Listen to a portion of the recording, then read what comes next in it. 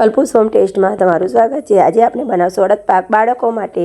તેના માટે એક કડાઈમાં મેં 200 થી 300 ગ્રામ જેવું ઘી લઈ લીધું છે અને તેમાં 500 ગ્રામ અડદના લોટને આપણે શેકીશું। મેં અડદનો કકરો લોટ યુઝ કર્યો છે। આજે આપણે એકલા અડદના લોટમાંથી અડદ પાક બનાવીશું।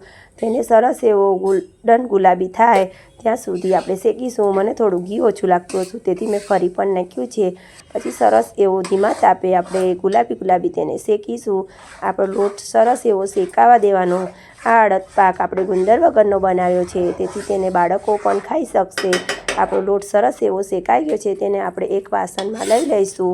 પછી એ જ વાસણમાં આપણે ગોળનો પાયો કરીશું। તેના માટે મેં 100 ગ્રામ જેવું ઘી લઈ લીધું છે અને તેમાં મેં 200 થી 250 ગ્રામ જેવો ગોળનો આપણે પાયો કરીશું। ગોળનો પાયો આપણે બહુ કડક નહીં થવા દઈશું, થોડો ગોળ ઓગળે ત્યાં સુધી આપણે તેને થવા દઈશું। તેથી આપણો અડદ પાક એકદમ પોચો બને। ગોળ આપણો થઈ ગયો છે, પછી તેને આપણે અડદ પાકમાં મિક્સ કરીશું।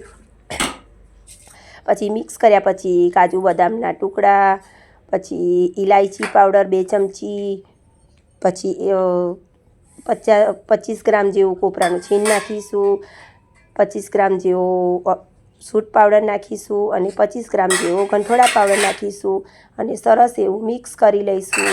આપણે આમાં સાકરનો કે બીજા કશાનો ઉપયોગ નથી કર્યો, એકલા ગોળમાં જ બનાવ્યો છે, તેથી બાળકો પણ સરસ એવું ખાઈ શકશે અને એકદમ પોચું સરસ બનશે।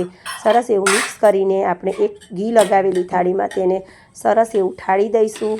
આ અડદ પાક ખાવામાં એકદમ સરસ છે અને બાળકોને શિયાળામાં તમે આપી શકો છો, તેથી તેમને શરદી ખાંસી ના થઈ શકે।